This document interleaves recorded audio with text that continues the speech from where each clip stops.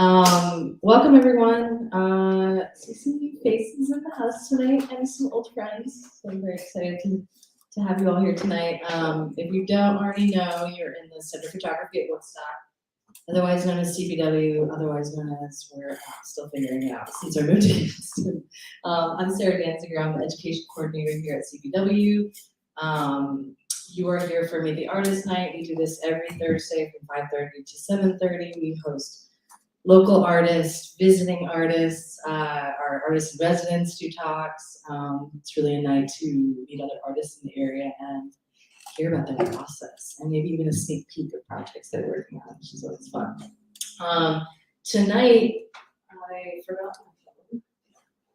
Tonight we're joined by Cora Lautze Julian, remind me your last name?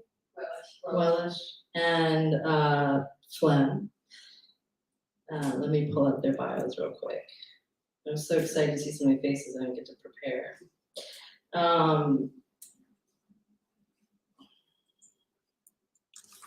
Okay, so Julian and Cora are coming to here representing their collaborative print project, or collective, I guess, What Edition, which is a New Orleans-based print production studio that educates emerging artists about the medium, collaborates with them to produce a limited edition print series, and curates the work for local galleries. And Ryan Phlegm Gilbert is a New Orleans-born and based multidisciplinary artist who works in face painting and self-portraiture. He's inspired by Black cultural tone from across the diaspora, pulling inspiration from the Black masking Indians of New Orleans, the Dogon of Mali, and the Fulani of Nigeria, and the Zulu dance of Ivory Coast. Through what he calls ritual dramas, he attempts to connect all the pieces of his Black ethos into a singular point, using intentional color palettes, materials, and symbolic objects to reference themes of cosmic time, spirit, joy, and solace. And tonight they're all joined together because of a residence they are doing locally at Eureka House. So I'm excited to hear about their collaboration. We're going to welcome Cora and Julie first. Hi.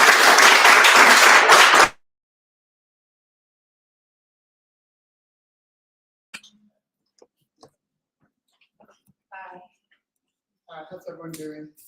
I'm Julian. I'm Cora. And we are One Editions together. We're going to talk about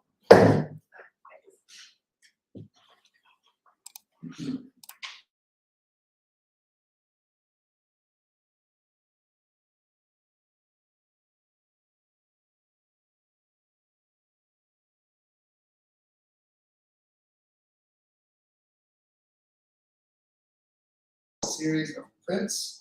So this at times came across because of price point more like you couldn't buy a painting from an artist, but maybe you could afford a print. So it's a way to create multiples that are still fine art, still special, still beautiful. And we met in college and went to visit Paste Prints, which is in New York, another print shop, print production. These are Terry Donovan prints done with paste. These were being made when we went to visit, and I think both of us were really excited about the exploratory processes that can happen in the print medium that we hadn't seen as we learned more traditional print processes. So seeing like the soft ground etching for the rubber bands before, and these like bubble prints where you're actually literally blowing soap bubbles onto a plate and getting almost like a photographic rendering of what at one point existed on the plate. Yeah, Crown Point is a press in San Francisco. I grew up in San Francisco and had the opportunity to visit Crown Point, which was super influential for me.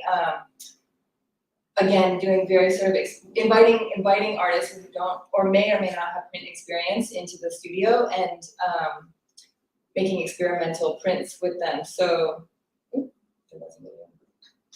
John Cage, while he was at Crown Point Press, was running flaming newsprint through the press. It was on fire. There's these videos of him like with a fire in the print shop, and they run it through the press, and you can see here what the Japanese paper looked like after it came out of the press, and they're then mounting it on the paper. But I think that sort of like blew open my mind for what was possible in print at the time.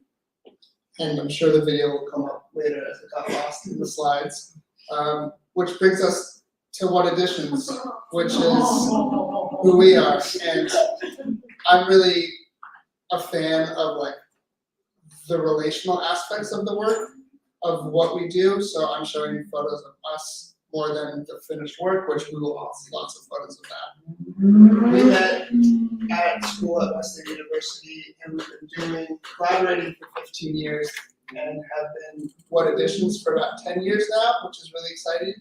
We've worked with 13 artists and curated 5 shows. Our process of finding artists is really kind of like finding people that we're really like wildly fanned out about, and then approaching them and inviting them to work with us. Being New Orleans based is very important to us because the other print shops are very much like pushed to the coasts. So there's a lot in California, there's a lot of print shops in New York, print productions, but it's not the same in the South. So we try to work specifically with New Orleans artists. Typically we work in sprints because we need deadlines to produce. So we'll work really hard for a couple weeks to a couple months and then not think about it for a little bit, which is nice. As Cora said, we really try to push the confines of the medium.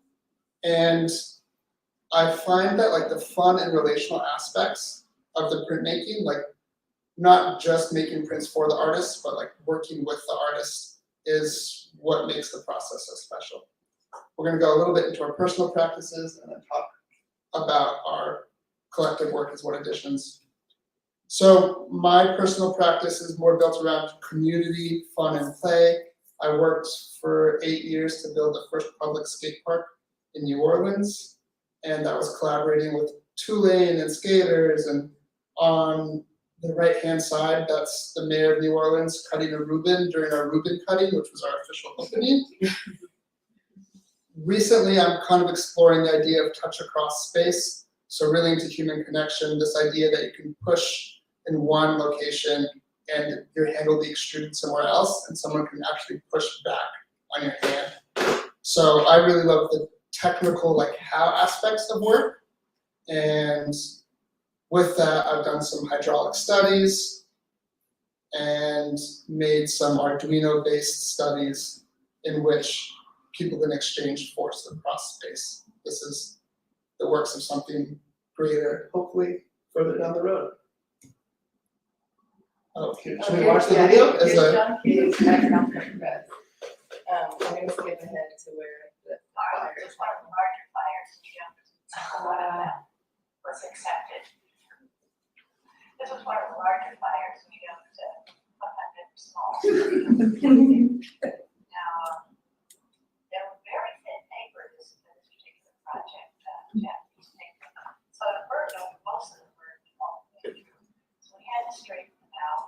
It's the process of washing away, out another sheet, and here it comes. And after that, he had one of them, a brand. The brand is time, so some of them are very light screens, and some of them are very dark screens. And here is the fish ring of them.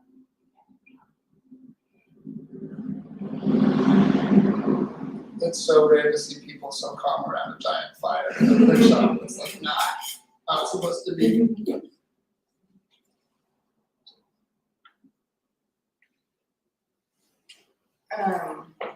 So I'm just going to show a few of, or one or two of my prints where I'm currently at, my own practice is very process-based, which is, I think, why I'm very interested in print production, because I love diving into and pulling apart the process.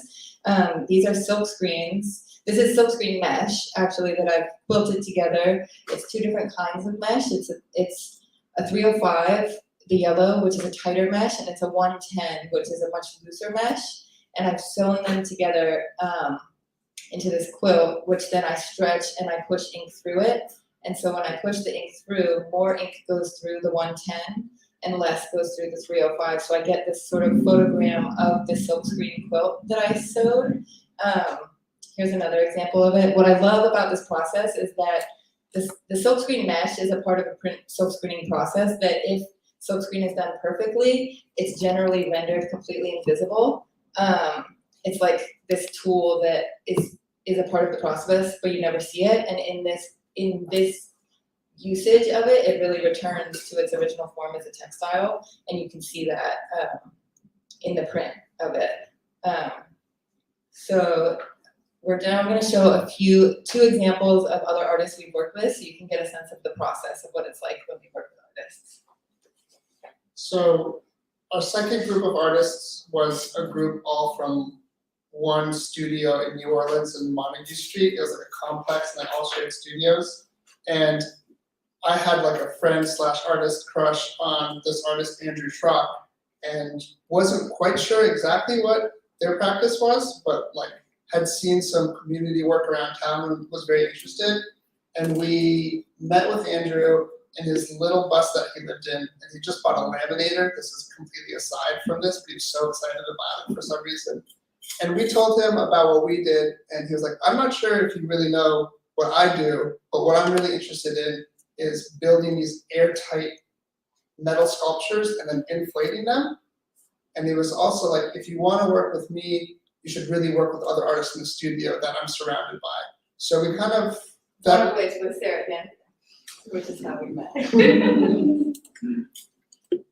So with Andrew's practice, we developed this idea of etch and poof.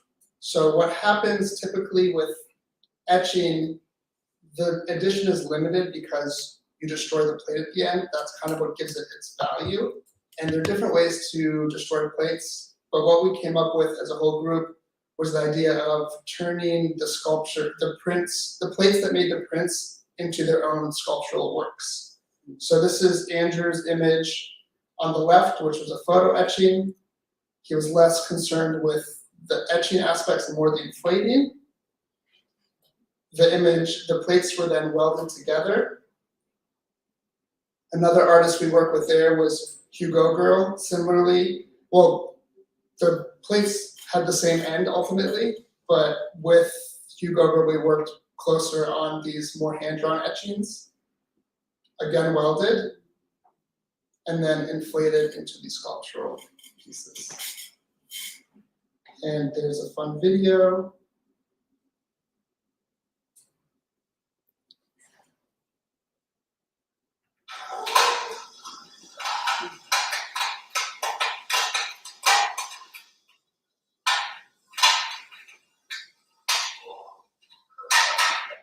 And we had 4 inflations in the gallery. The pieces were made alongside of the prints being displayed.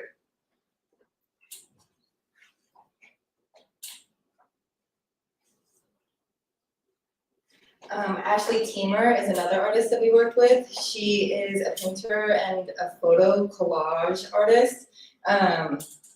Again, we had known about her work for a while and approached her really excited to kind of figure out how to pull apart her practice and turn it into the print medium. Not sure what it's gonna, we always dive into this project, not sure what it's gonna be. She knew immediately, she had seen some CMYK prints that Julian had done, and she was like, these CMYK boxes a la Andy Warhol's Brillo boxes, but with this, just for me, this soft and beautiful hair straightening, conditioning relaxer that she had used as a kid.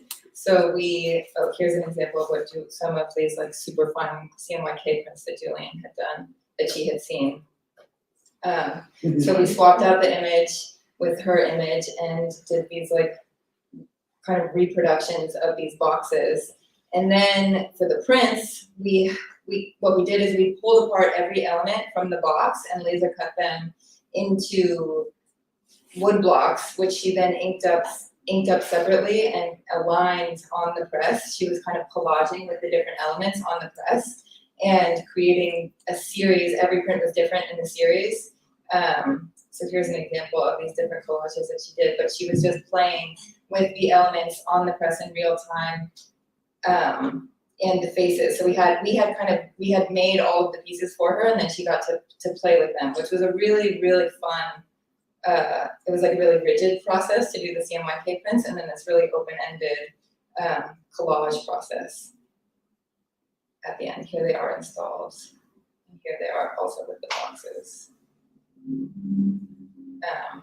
So that gives you a sense of our work, and now Phlegm is going to talk a little bit about their work.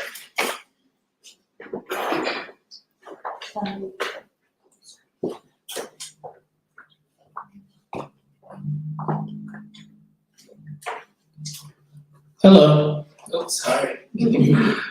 My name is Phlegm. I'm a visual artist, multidisciplinary artist based and born in New Orleans.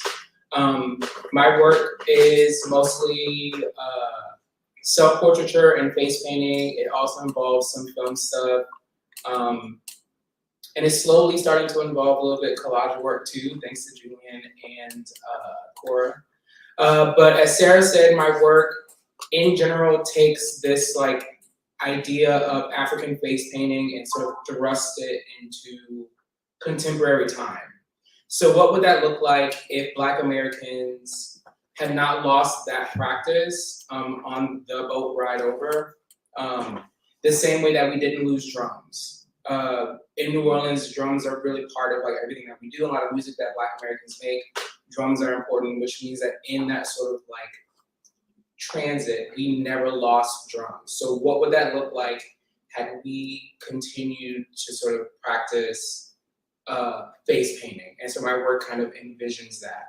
I'm about 6 years into my practice. My work started out, I come from the club, like parties and nightlife. And so my work originally started as like costuming for parties. And because I'm like a kid of the internet, if it doesn't go online, it doesn't exist. So Instagram was the place to put them.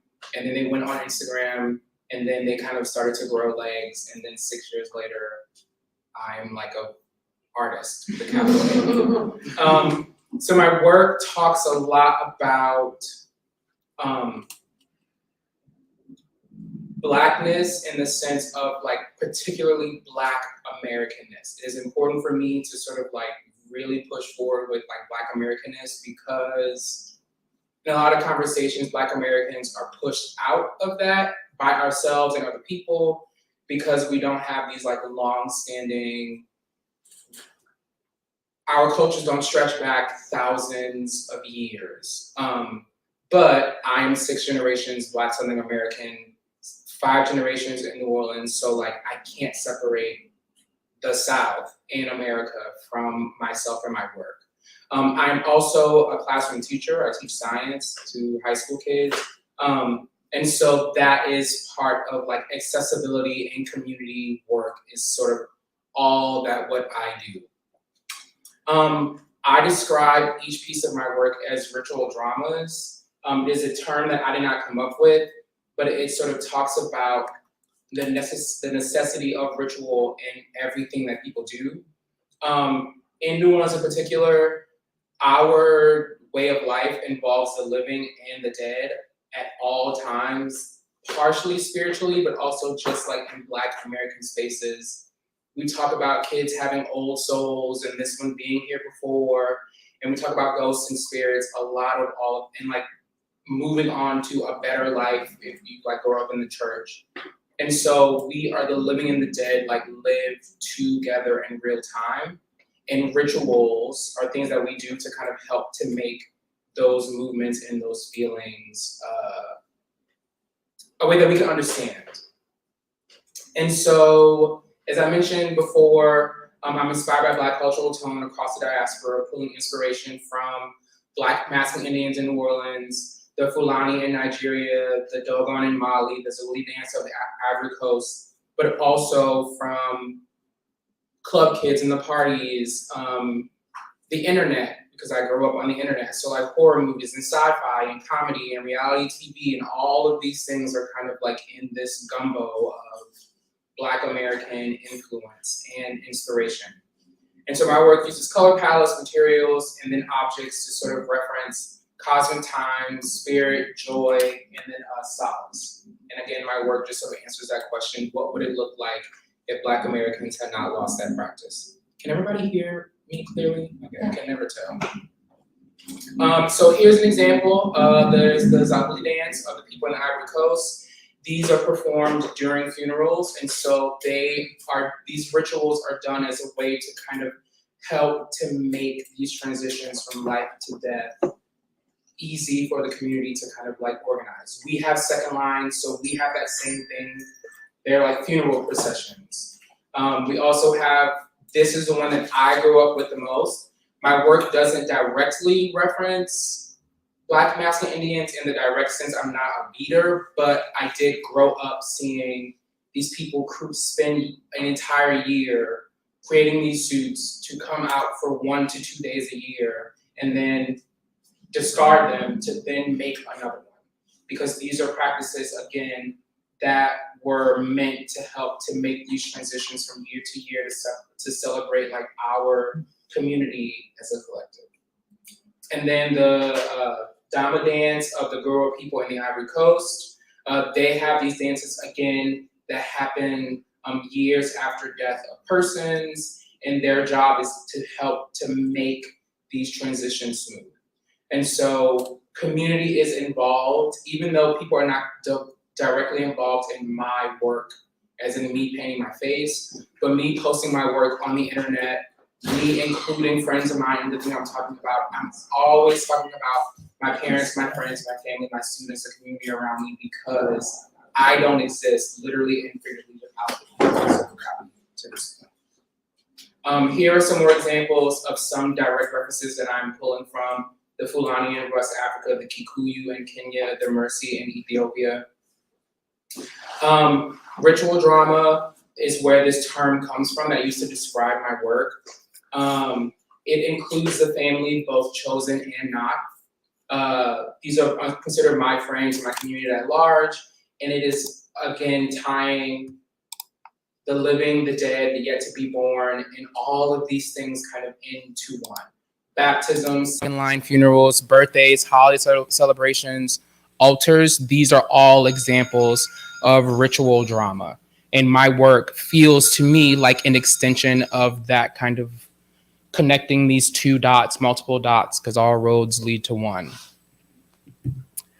Here are direct examples of my work.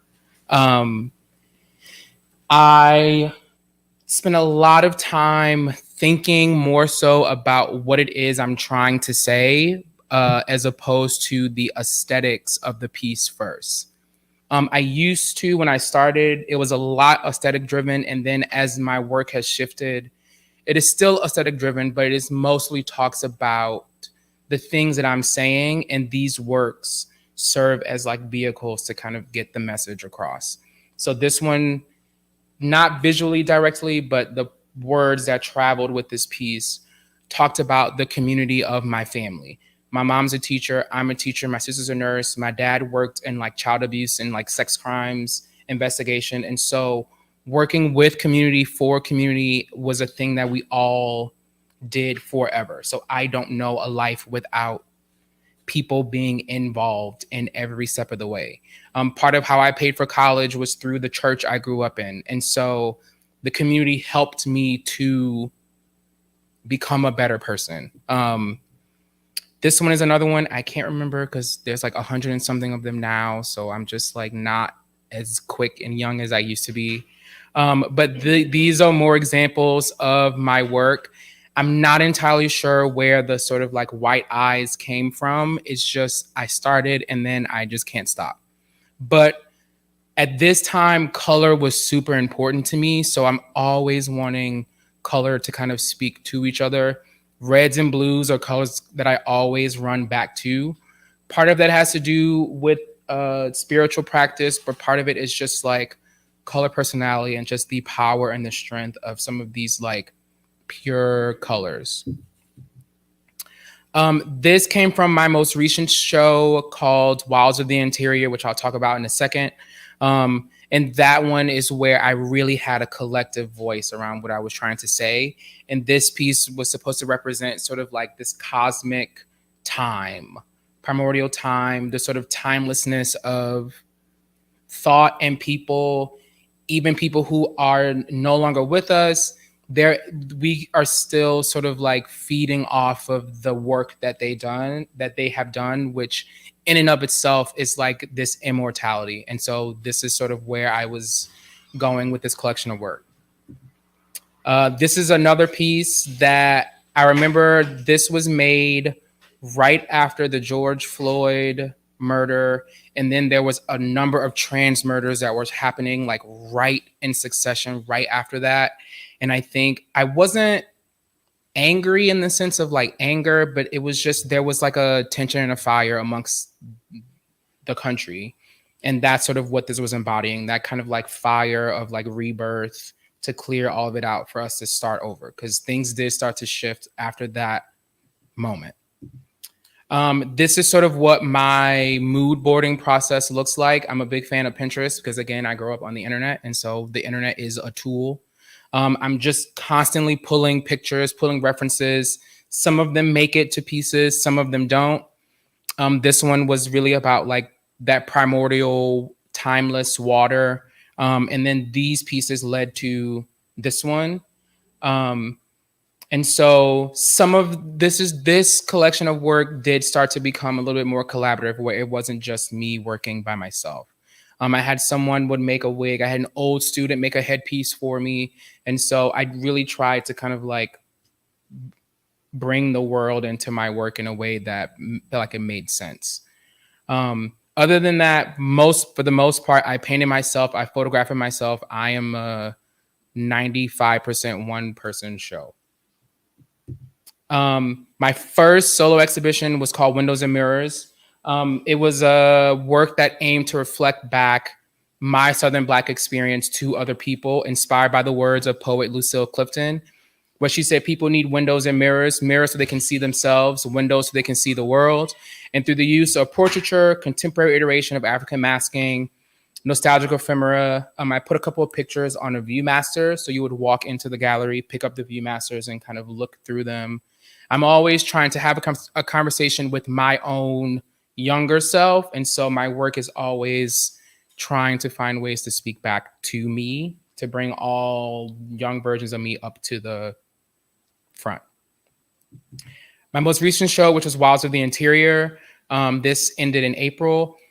It answered the question, what parts of myself are hidden to me? It was inspired by the words of Black queer writer Reginald Shepard and the visual works of Solange and Kalela. It asks myself and asks other people to sort of inspect what parts of you are you sort of like digging through. I had done a lot of reading on Black queer writers in the 1980s and 90s, sort of at the height of the HIV and AIDS epidemic. And I was just wondering, there was just a generation of people who I do not have actual access to.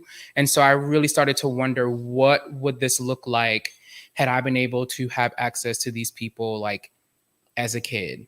My only reference points for queer people growing up were like RuPaul. And there's no problem with RuPaul then. We love RuPaul and the impact, but you know, everyone has like, we're not angels.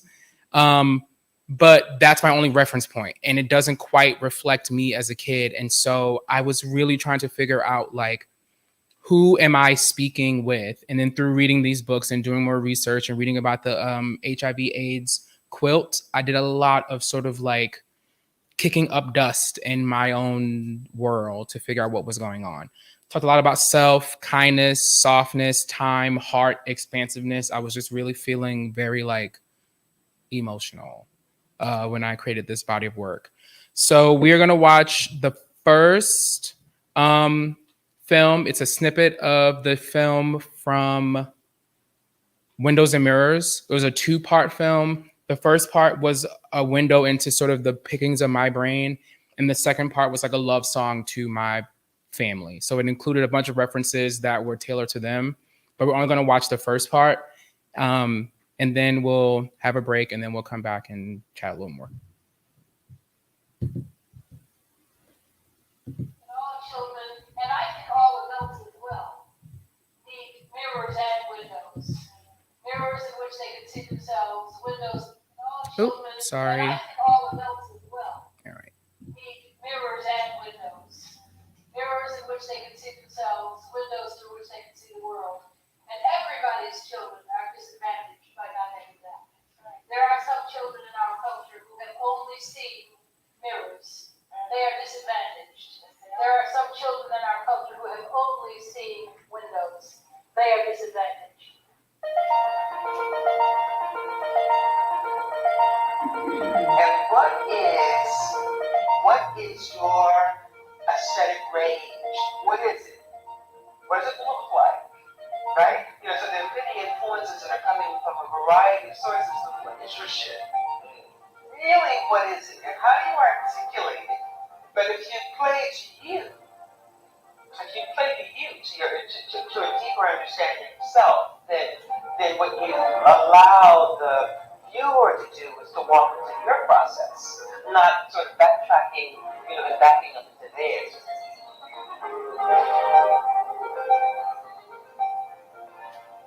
Memory is a selection of images, some elusive, others printed indelibly on the brain.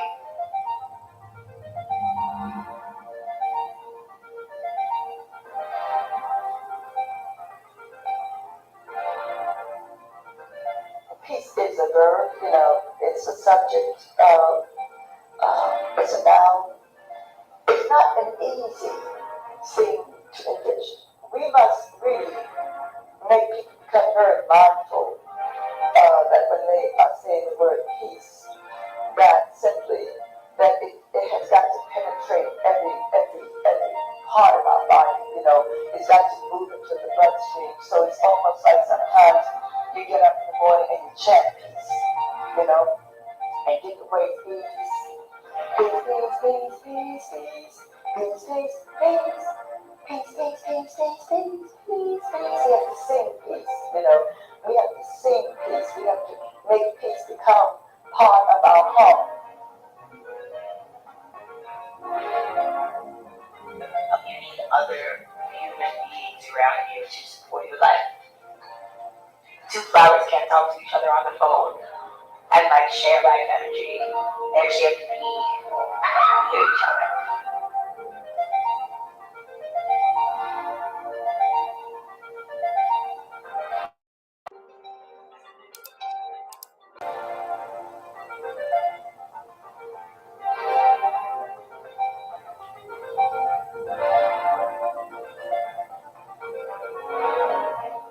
Our Black stories are art. Our everyday notions are art. The way we move, the way we speak, and just elevating the experience. I grew up with every type of Black woman, from lawyers and doctors to teachers to the everyday Black woman to side chick to, you know, name it. And these women were my aunties, they were my teachers. These women cared for me, they nurtured me, they unapologetically were themselves. And they were my heroes.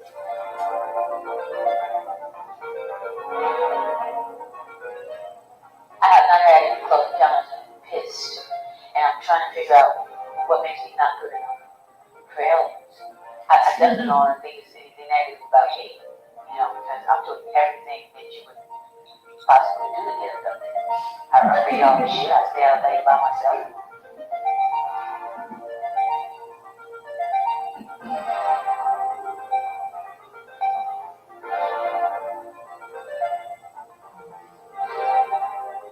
But today, for some reason, I'm really relaxed, and I'm just like, I'm not worried. I'm not worried. I mean, because I guess you get back what you put in the universe, and I put beautiful things into the universe. So I just, you know, I just hope to get beautiful things back.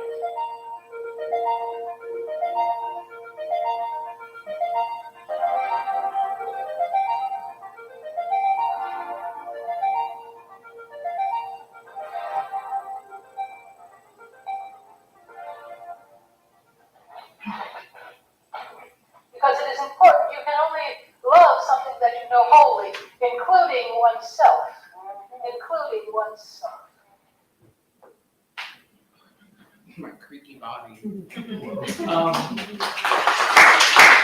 Thank you. Thank you. I think we're gonna take a break and then we're gonna come back and we're gonna chat a little bit more. Yeah, 6:30. That works. Take a leg, we got some coffee, Yeah. sponsor, glass, water. Fresh air.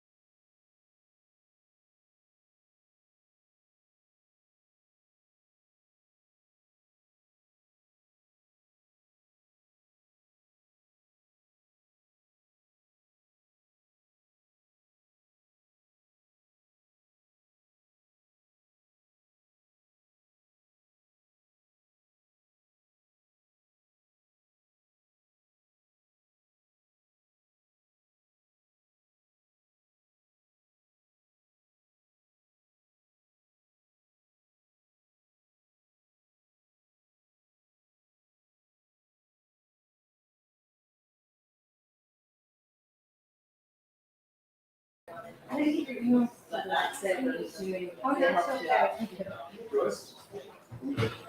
was like running errands yesterday. It's not here. I wasn't hiding. Hey everyone, welcome back.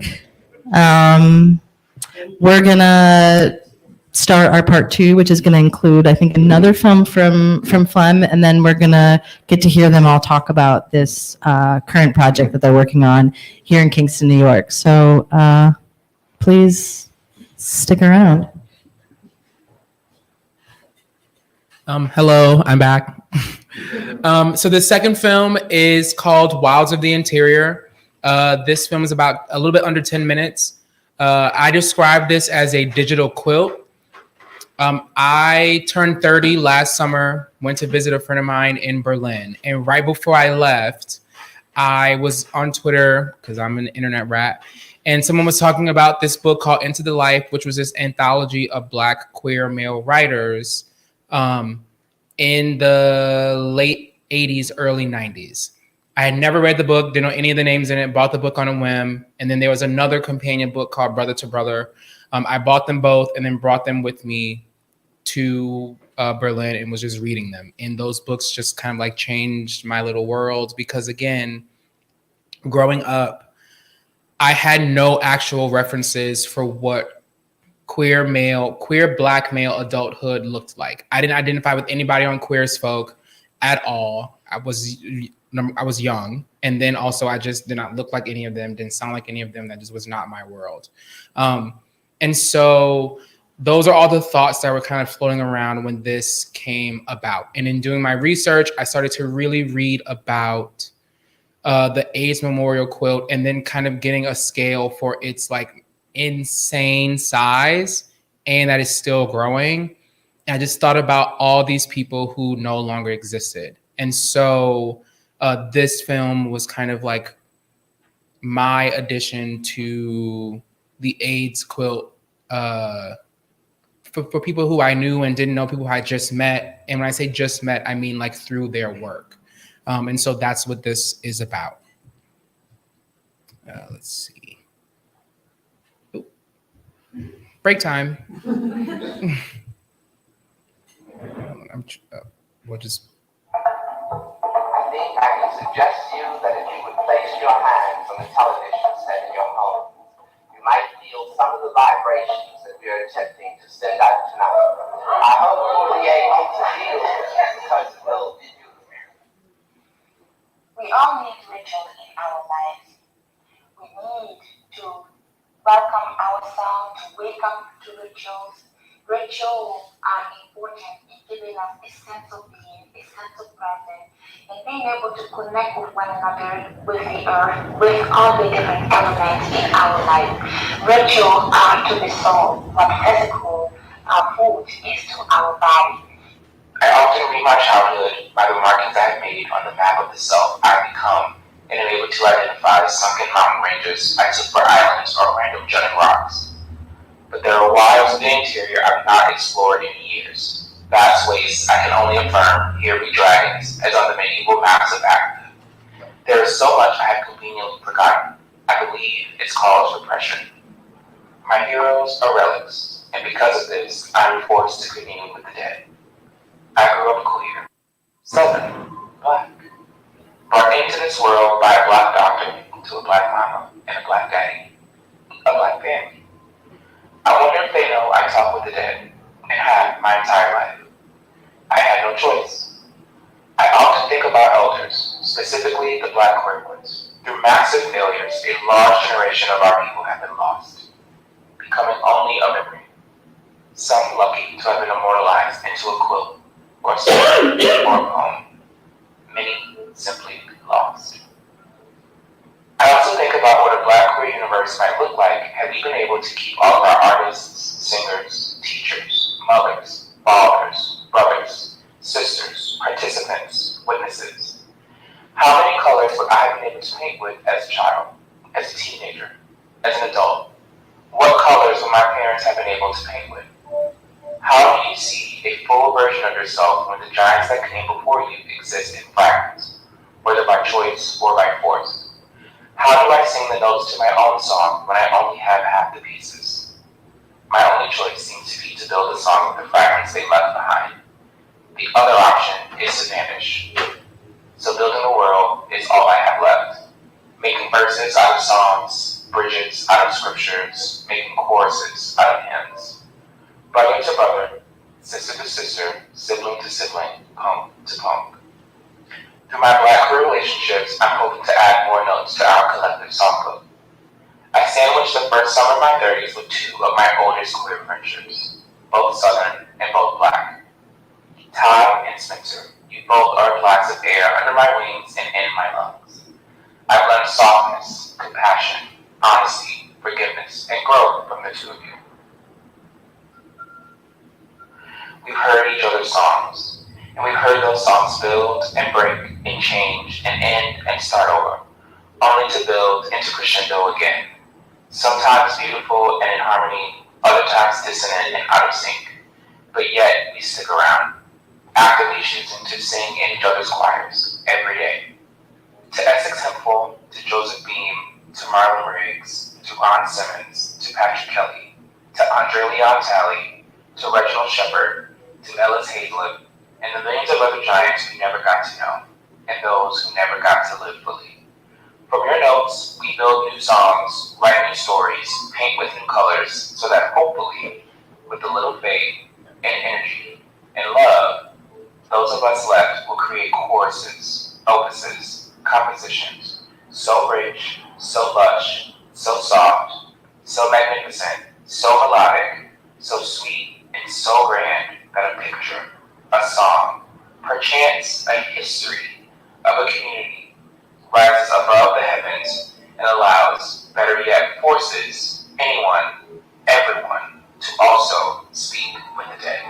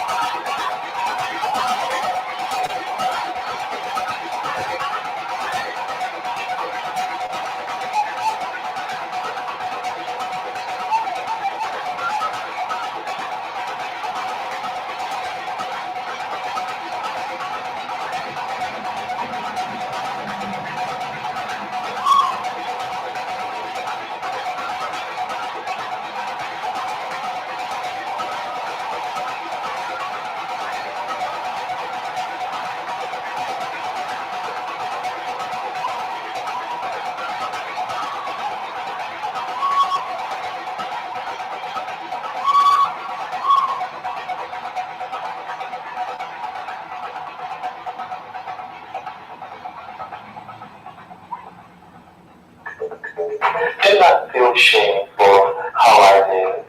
I chose this tribe of warriors and outlaws. Did not feel you failed some test of motherhood. My life has borne fruit no woman could have given me anyway. If one of these thick, lit, wet, black nights, while I'm out walking, I'll find freedom in this village. If I can take it with my tribe, I'll bring you here, and you will never notice the absence of rice and rice.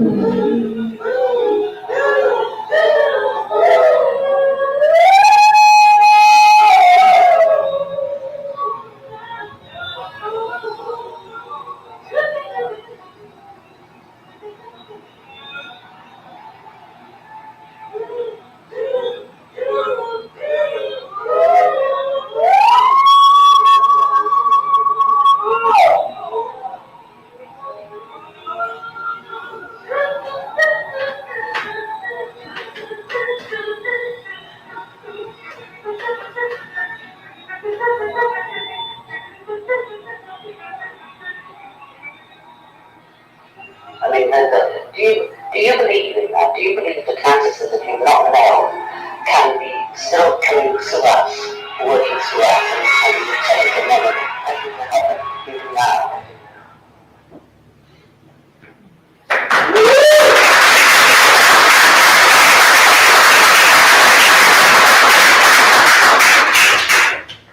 Thank you again. And so now, Julian, Cora, and I are going to talk about what we're doing at Eureka.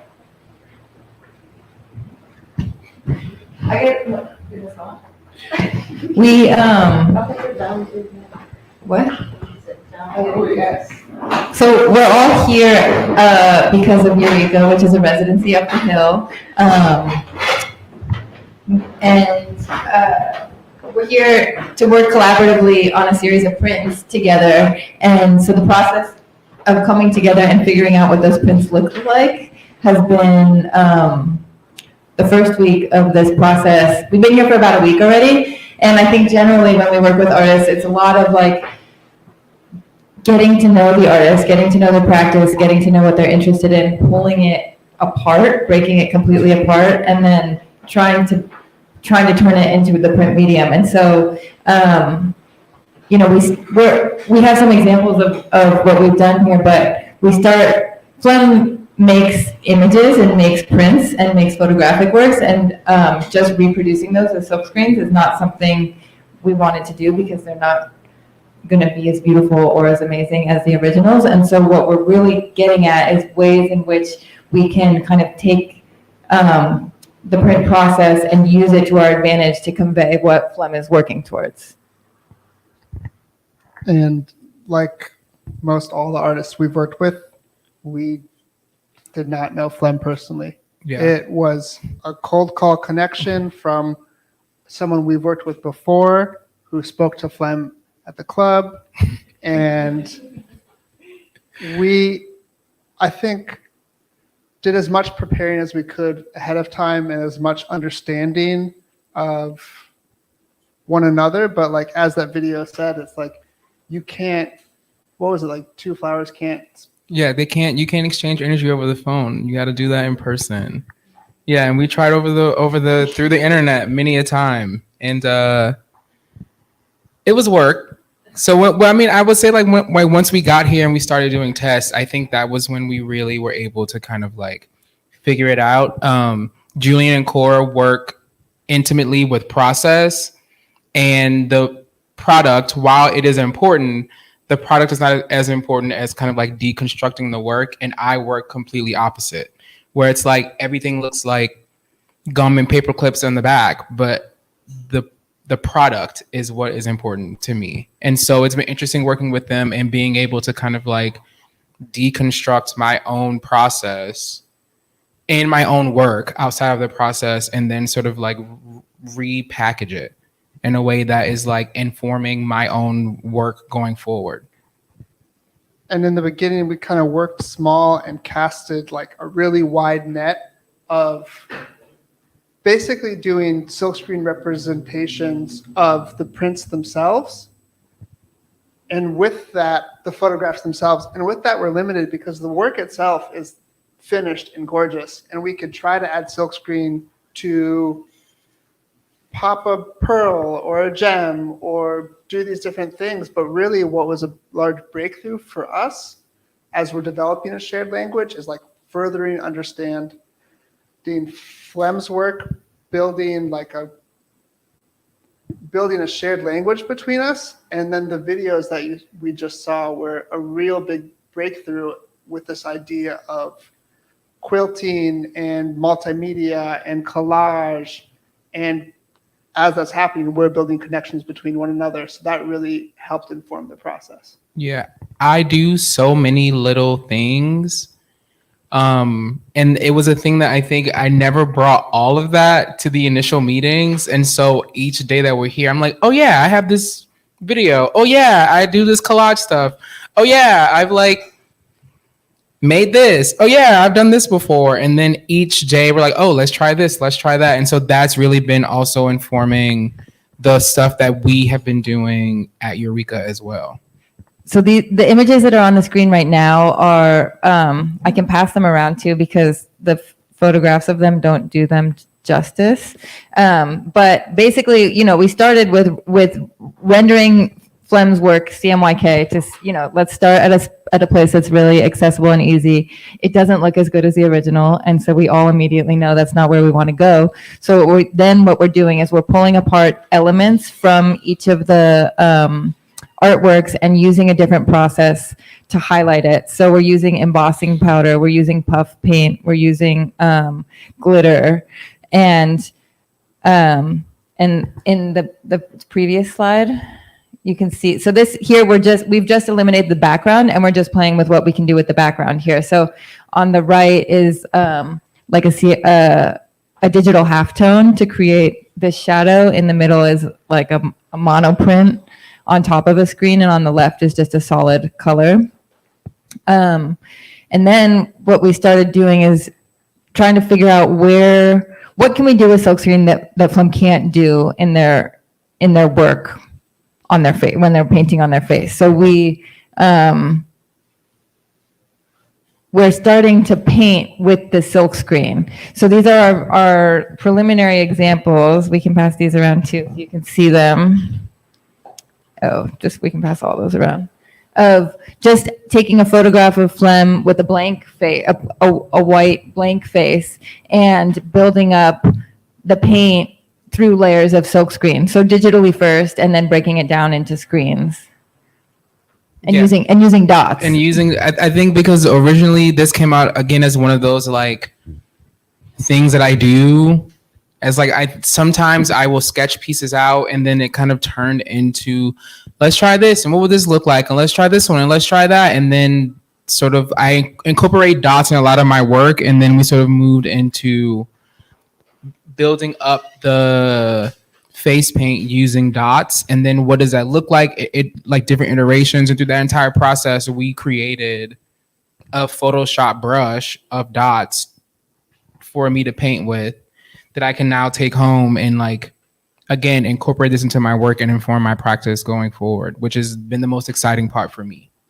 And Phlegm's incredible at what they do with makeup, but part of the idea of what this was unlocking for them was being able to draw lines in certain ways that physically doesn't allow for on their face. So it was this like unlocking and growing and expanding, and then eventually it popped off the face, which is you see more on the work on the right.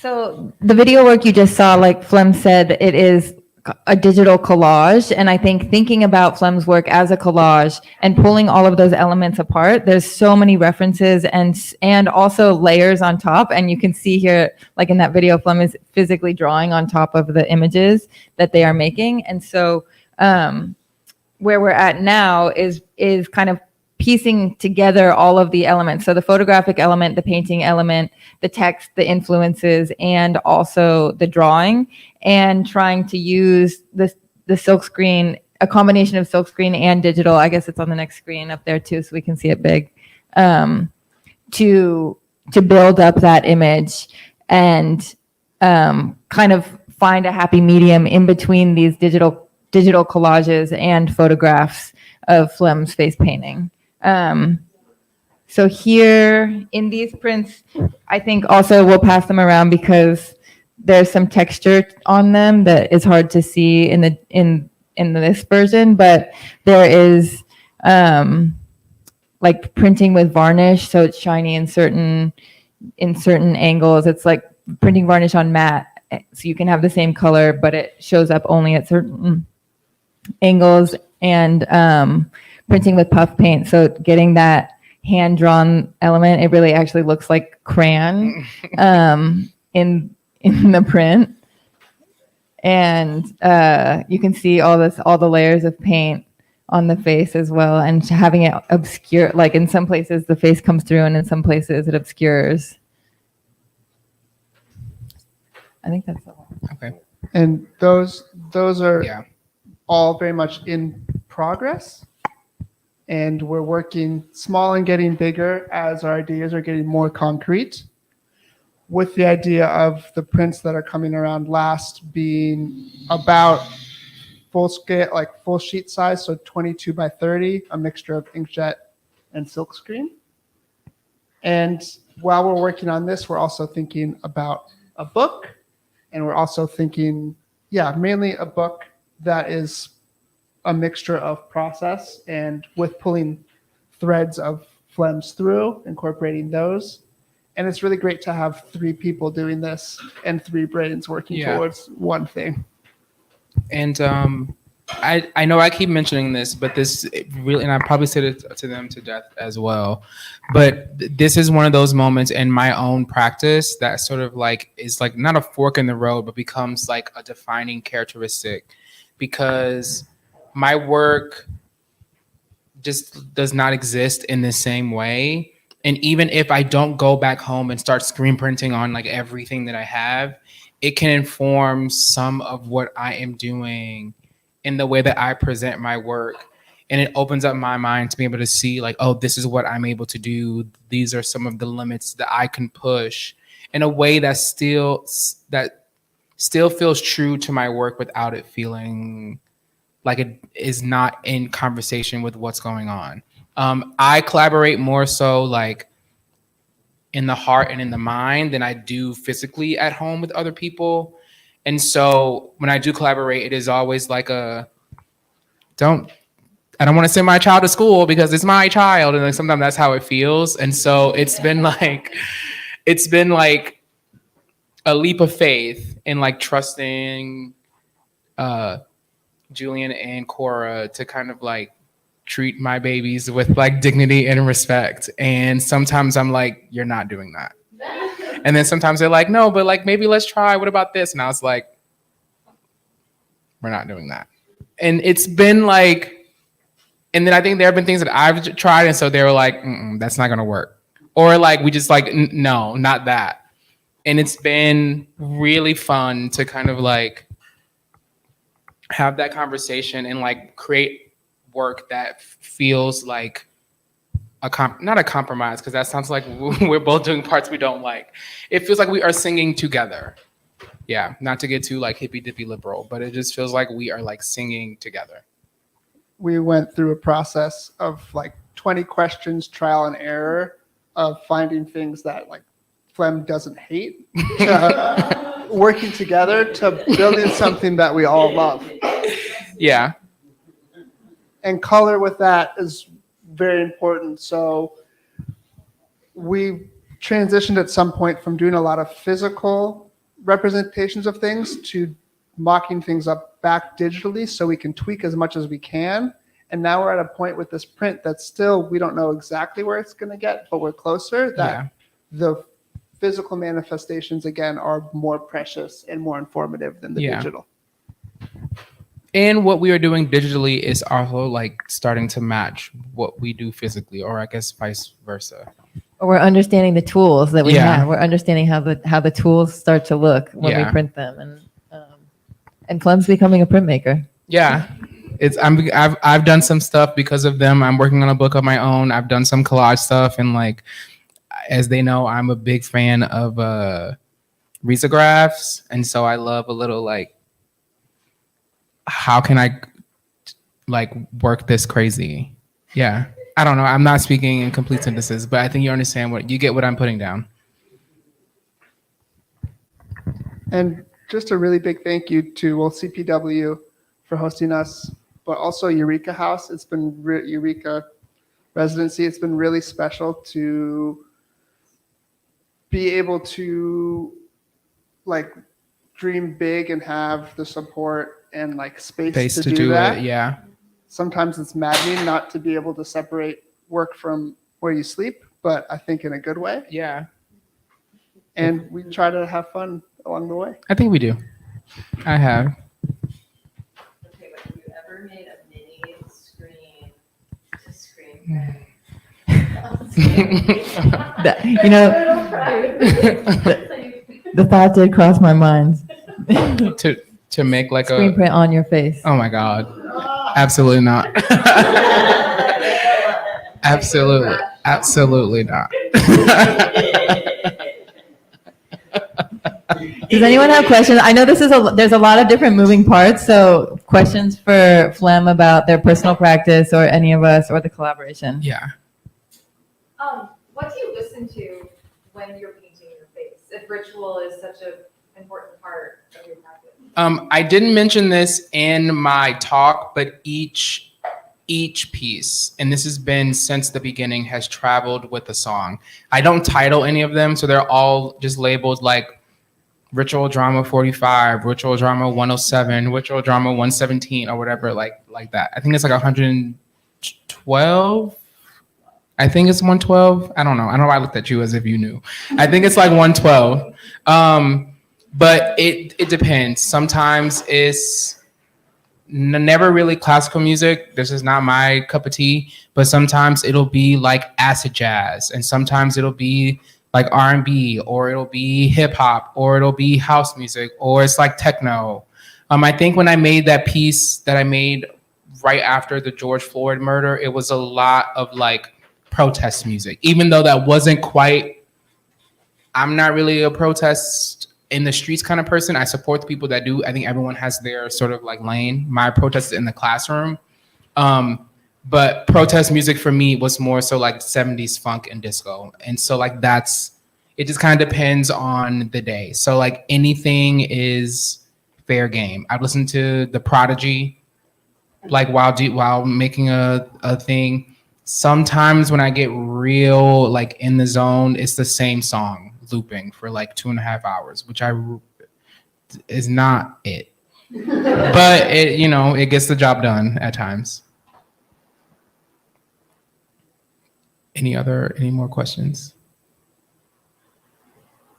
Yeah.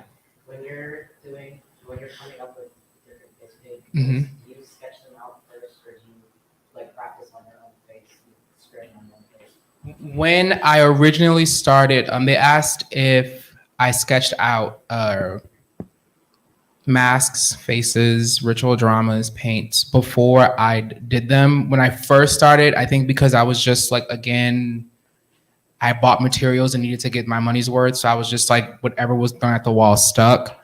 But then as time has gone on, and again, they travel with stuff to say, I don't make as many. So each one kind of starts to have a little bit more meaning. And so to not waste my time, because it takes like 2.5 to 3 hours from start to finish, I do try to, at the very least, sketch out the sort of black lines you see and then pick my color so that I'm not just kind of like going in blind. Sometimes I go in blind, and then sometimes it works, and sometimes it doesn't. Usually, once I start, I try to see it through. And most of everything is online. And when I say online, I mean on Instagram. There's a couple that I just have never posted. And then there's a couple that I just like scrubbed from the internet because I just hate seeing them. You should say that about your children, but you know, I just do not like to see them.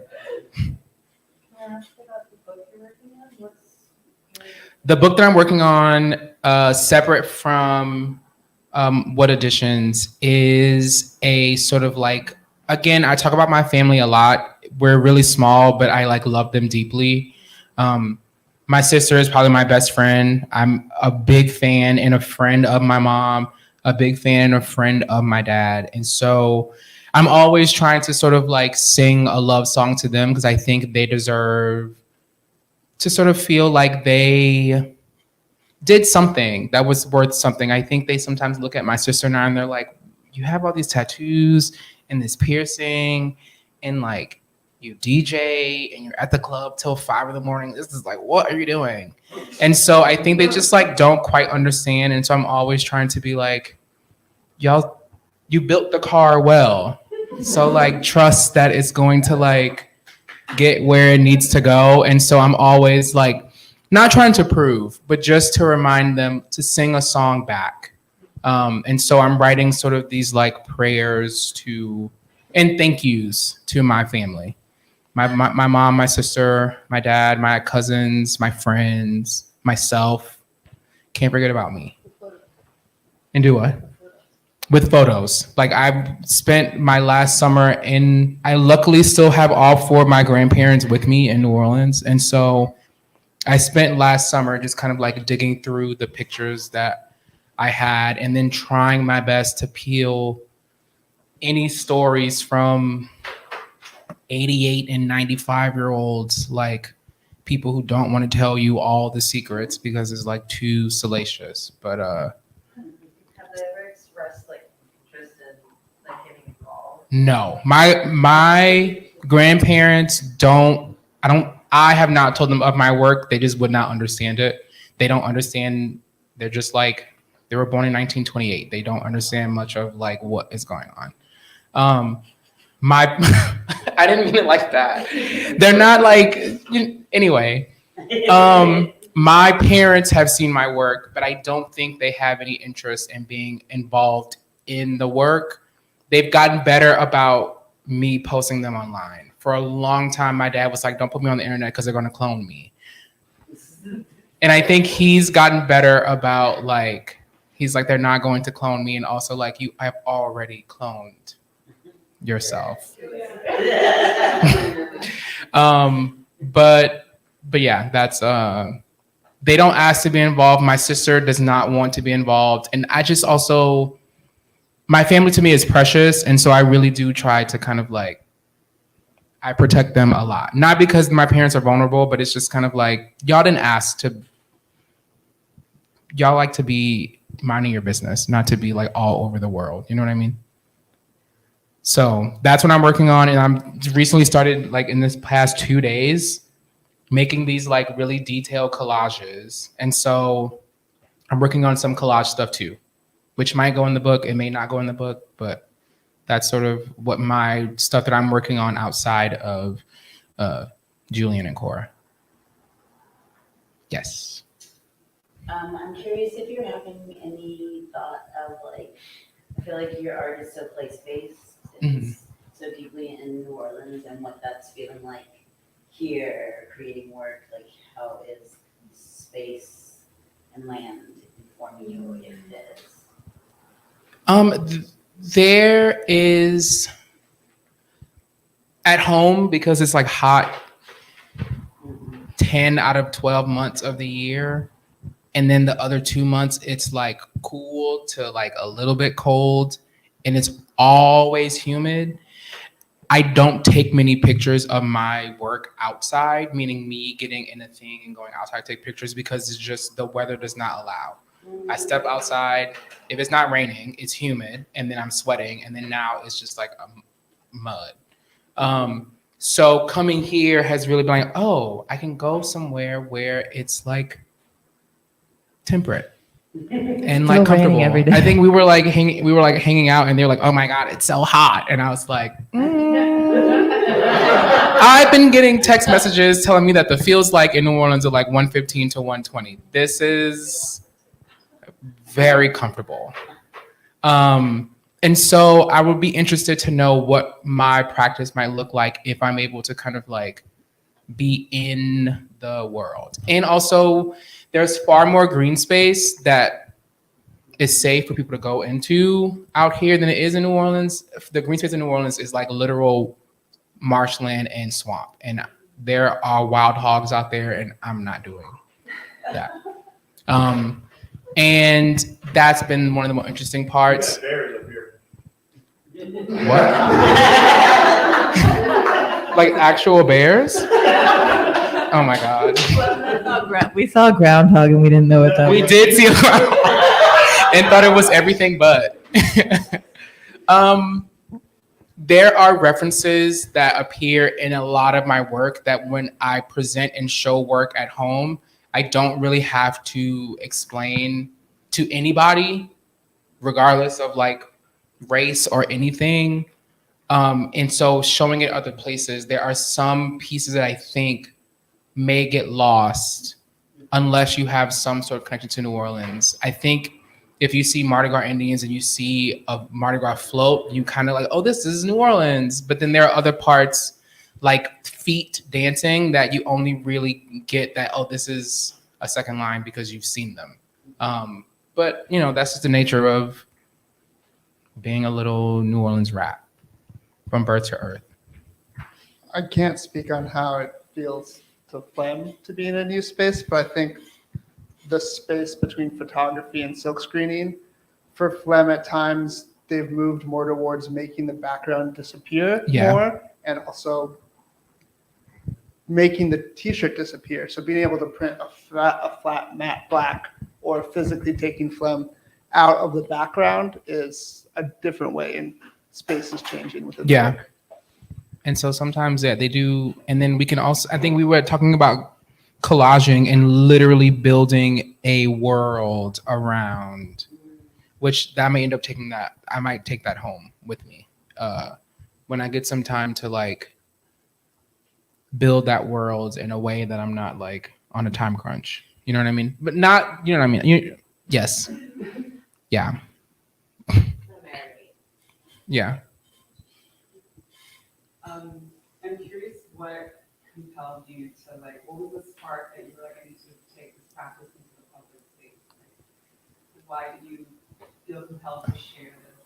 I originally bought like a face paint palette to practice face paint for Halloween costumes to go to the club, just to like be in the club. And that was it. And when I say the club, I mean like condemned warehouse. That like I think Montague, we used to party in there, and it definitely was like condemned. And it was like whatever, it is what it is. And so that was the original goal. And then because again, I think I mentioned this earlier, I grew up on the internet, and when you grow up online, if it doesn't go on the internet, it simply does not exist. And I posted it on Instagram. Halloween came and went, and then I was like, I still have this face paint left. And then New Year's Eve came and went, so it's another thing for another club, next place, next club, another plane. And then after Halloween, then Mardi Gras came, and I was like, well, this is 5 days of the club. And then after Mardi Gras, I was like, I'm stuck with this face paint that I spent $100 on. I need to do something with it. And then the something just was like continuing the practice. So when I first started, it didn't quite have this like, I don't want to call it heavy, but like this like weight to the work. But then as time has gone on, the weight became apparent to me. And so I became aware of sort of a little bit closer what I was doing. And then we were able to kind of like talk together. Yeah. I'm very ignorant about the printing process that you're using. These prints are really beautiful.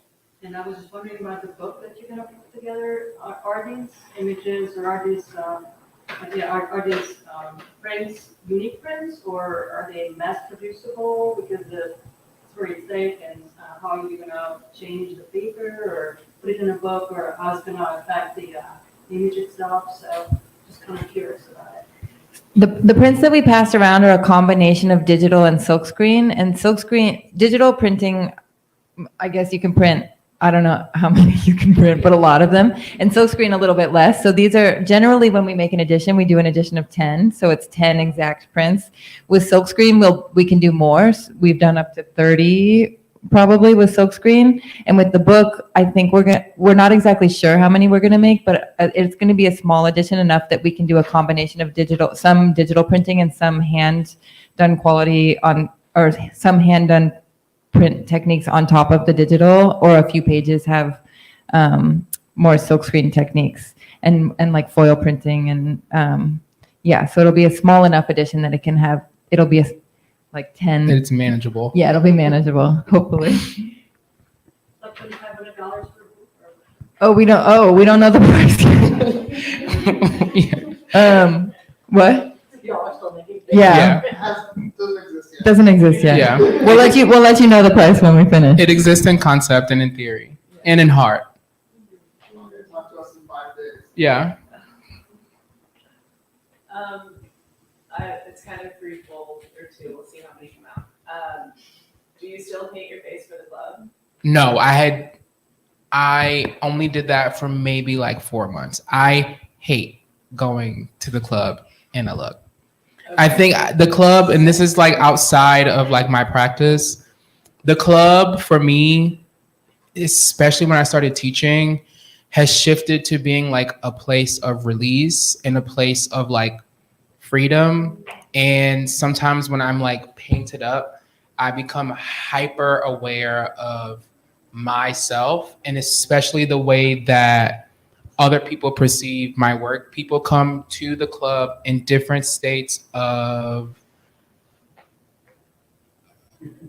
awareness, might be the word I'm looking for. You understand? And so it is also, I don't want to like spook anybody out, or I also I do not want to become a spectacle at the club. I am a DJ, so I do become a spectacle at the club, but like that's a different thing. I don't want to become a spectacle for like what I have on. And so I just like, I become too worried about messing it up, and I was like, that's actually not the point of me being here. So I just like don't go out in the club. Is there a reason that you landed on photography as like a still image as your final, like, is the final form of this versus like performance or more video? I mean, I see what you're doing video too, but like, would you consider yourself a photographer, or is there something? I think, and I've been sort of like wrestling with how to describe my work, because photography is like my medium, but it's not, the photography is just the way that I capture the work.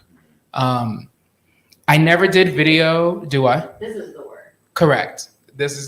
I never did video because when I first started working, I just was taking pictures on my phone. And so the option was for me to hold my phone, and it was just like, I don't have the energy to kind of like piece all of that out. And then my brain never thought about video in that sense. And then also sometimes it just looks a mess in the back. I only paint half of my, like literally only paint half of my head. If I'm building anything, it looks like a rat chewed on it from the back, because it's literally stuck together with like zip ties and pins and gum. And so I just don't want to accidentally turn around and now you see it's not the Wizard of Oz, but instead Gene Wilder in the back, like turning cranks, or Richard Pryor, like turning cranks and pushing buttons, you know? So that's mostly why I never recorded them. In terms of performance art, again, I become too hyper aware of like the self. And maybe I should talk about that with my therapist, but I become too hyper aware of me in a way that that does not feel comfortable. I don't feel present. If I'm wearing them and out, I just feel, again, like a spectacle. like not like a human being. So if you could like take your face and put it on, and that would be your medium, if that was like Correct. as effective Mhm. as a photograph? Yeah. But also like not in public because I don't want to do that. I mean, living in a city like New Orleans where there's so much like expression through dress up, Yeah. and, like performance, how do you kind of like enter into that space, say for Mardi Gras or something where there is a lot of adornment that happens when this is your practice, and then you want to be able to be not self-conscious, not focused on the self, but still participating in kind of the like joy of creating this. I used to go all out for Mardi Gras, and then my work became my work, and it became again a production that I was not into. And so I started shifting away, and for like maybe 2 or 3 Mardi Gras, I just went in like regular clothes, and people were like, "Oh, I'm Mardi Gras Grinch," and I was just like, "Please, I have done enough Mardi Gras for a lifetime. I have seen so many parades; they blur into one."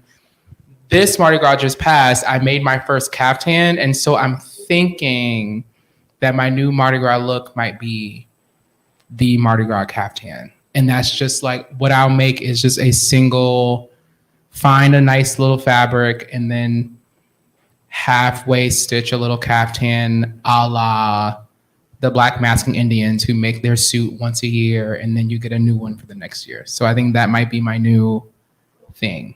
I never go out in a thing. It's just too much. It would be perfect, of course. People are like, how do you not? And it's just like, no. Too many voices in the room. Truly.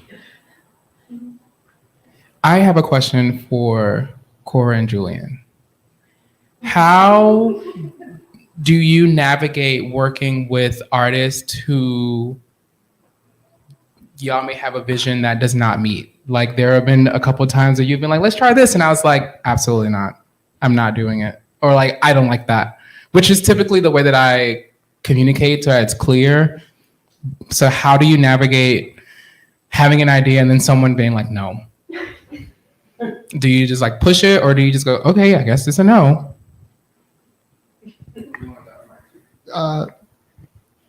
Really case by case basis.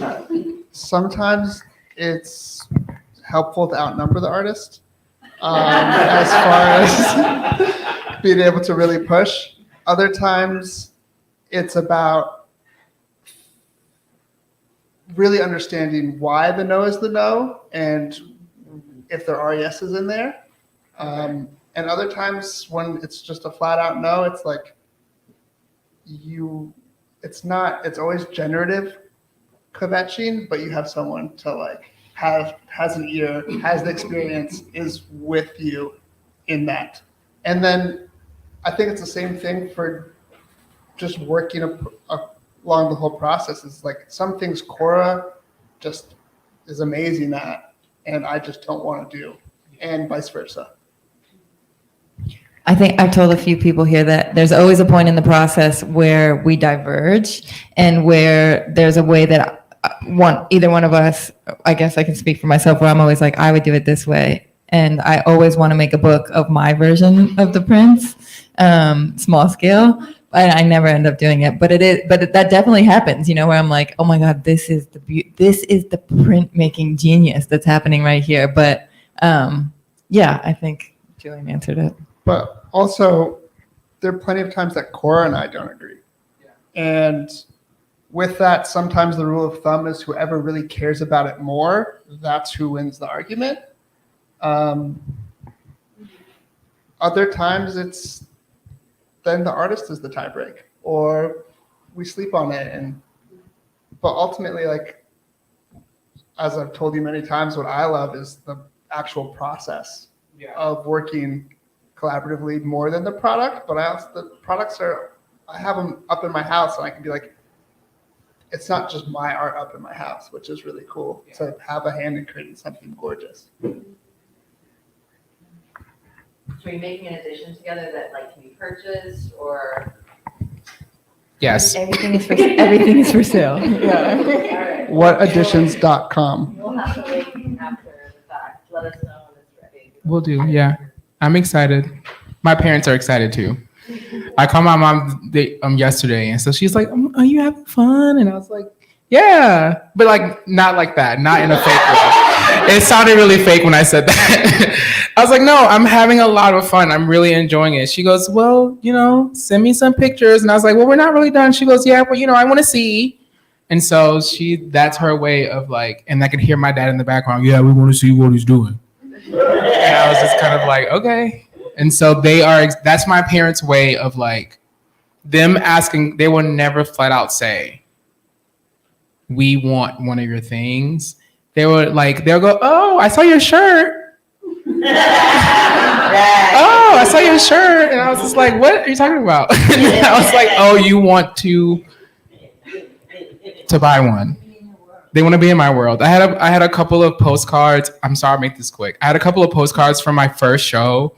And instead of my dad saying, "I want to take the postcards and put them on the desk at work," he was like, "Oh, where are the postcards? I need one." And I was just like, "Here's one." He goes, "I need one more." And I was like, "Here's one." He goes, "Well, I need one more." And I was just like, "Here's a stack of 12. And he goes, "Can you give me like a stack of 15? And I was like, "Here's a stack of 20. And so then I went home and called my mom and I was like, "Your husband," whenever my parents do something weird, they are both my parents, but we just refer to them as like your something. So I'm like, "Your husband asked me for one postcard and then it turned into him asking for 20. She goes, "Oh, he wanted to put those on the desk at work so people could come to your show." And I was just like, oh my God. Oh my God. So that is his way of like, whenever we do make the prints, I think he wants one too. He wants one too. Yeah. I think, are we running out on time or are we still good? Okay. Do you have like one more question or one of you want to ask each other something? Okay. Any other things you want to get out of it? I'll just say, my name is Phlegm. I'm 31. I'm a Gemini. I love reading books, listening to music, and watching movies. Yeah. Thank you so much, y'all.